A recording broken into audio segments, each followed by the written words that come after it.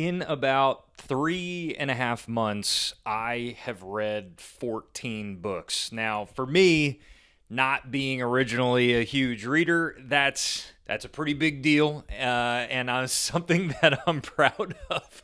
And in today's video, I just want to go over what I learned in reading that many books, so that way you can get some tips and maybe get some motivation to do a little bit more reading on your end. Hello and welcome to my channel. This is The Bad Reader. My name is Joe. If you have never seen me before, it's nice to meet you. Thanks for stopping by.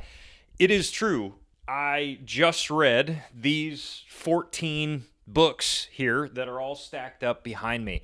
And the beauty of the 14 books that I have read, all 14 of those books are completely different and all over the map, but there are a few things that I have picked up along the way, and maybe a little sprinkling of some motivation at the end of this video to help encourage you to read more, with an idea that we're going to expand on in a later video. So the beginning of April, I just figured, you know what, I wanted to switch things up a little bit. I found myself doom scrolling in my phone way more than usual, so I decided I was going to make kind of a pact with myself to read more. And I had tried to do this a bunch of times in the past using different apps that like track your reading, how many books you're reading. I tried doing it with the Kindle and all those other things.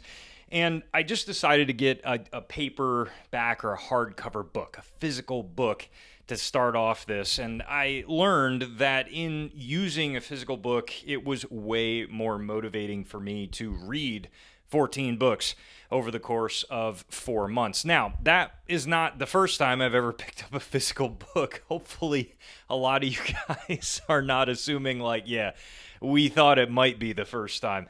But secondly, after picking up a physical book, I decided to start a book log, and one that I actually wrote down on pen and paper, and that seriously helped out. So I think if you are trying to read more books, like stack up, 14 or whatever in a couple months, having a book log was super satisfying for me. And there's a bajillion of them out there online, on Amazon, all these different places to have all this. And I didn't want to get that intense. I didn't think I would be getting this into reading as I am right now.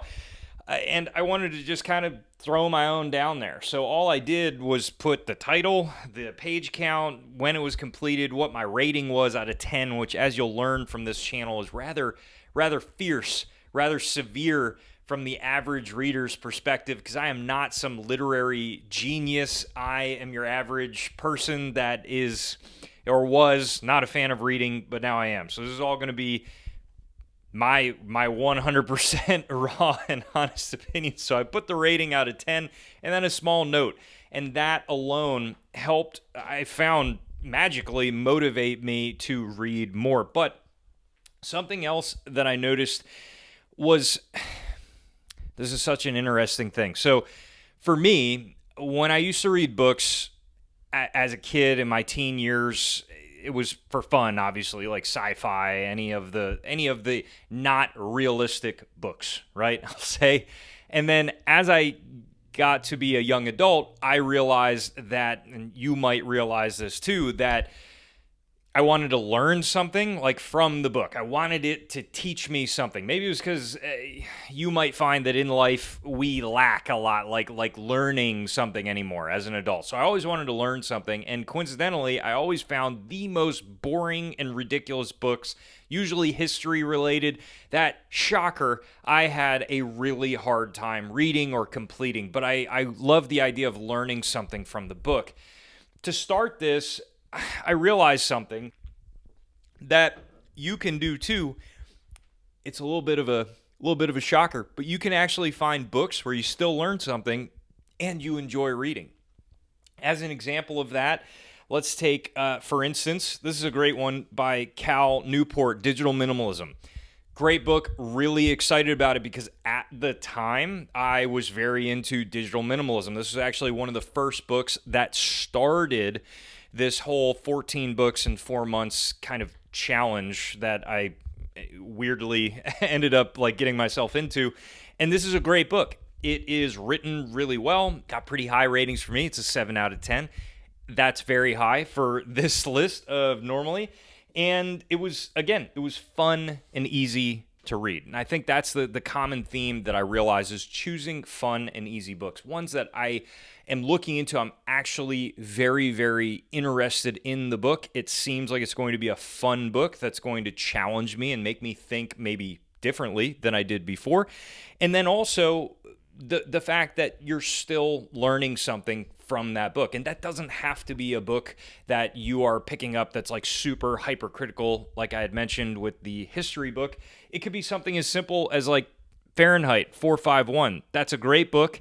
This is one that's been, talked about a bajillion times over. Cool Orwell style, right? A lot of fun stories in the back of that particular copy about the author and why he wrote it and all these other things. But regardless, that is not a realistic account, but still a fun book that you can kind of learn something from. There's a lot of like moral values in the book that cause you to think a little bit about it. So choosing something that I found fun was absolutely helpful within the book. What can help you is kind of going off of that, realizing a bad book, a book that's just not good. And usually I would give myself like about 100 pages. And if I found that if I could not even kind of feel motivated to make it to 100 pages of a book, I would stop reading it. And there was a lot there where you might feel compelled, like, okay, I've started this challenge of completing this book, so therefore I must complete it no matter what. And that's what kind of like my OCD brain like nailed in on the book. And that's why I always stopped reading in the past. Like I just wouldn't stop. Figure out if it's a book you want to read. And actually, fun fact, I wouldn't even write the title on the list until I at least read the introduction of the book. I see the cover, I'm judging it by its cover, and I'm picking it up, I'm reading it. But with that being said, I'm still not 100% going to commit to that book until at the very least I read the introduction, understand what it's about, get the general idea of the book from the introduction. How is the author actually communicating the information? Because even if it's good info, I realize that like if the author's not communicating it well, my brain, dial-up tone, I am not at all interested in the book. And then furthermore from that, don't struggle through it if like you cannot even make it to 100 pages. There are other books like House of Leaves that we'll talk about later on that after 100 pages, it gets even better, even crazier in my opinion. So there are some books that are an exception to that rule. But if I cannot make it to 100 pages reasonably, I'm out. I quit the book. That's it. I'm going to know a lot for the first 100 pages. So unless I'm like super, super motivated, that was how I rolled for these past 4 months and how I would recommend you roll as well. The sprinkling of fun motivational magic for you on an idea that we are going to expand on in a later video here on the channel is the 30-page rule. So what I did is no matter what, I tried to achieve 30 pages read in that day. And I think it's really important to remind yourself that that does not all have to be at one time. When I found downtime, instead of picking up my phone, I pick up my book and I would try to read like 10 pages or 5 pages or something to work at that 30-page number. If you have never seen this channel, you can check out another video over here on that side of your screen. And then also, if you made it till now, I got news for you. We might align a little bit, and that subscribe button over there is probably for you. Thank you so much for watching. Stay tuned for great content coming soon.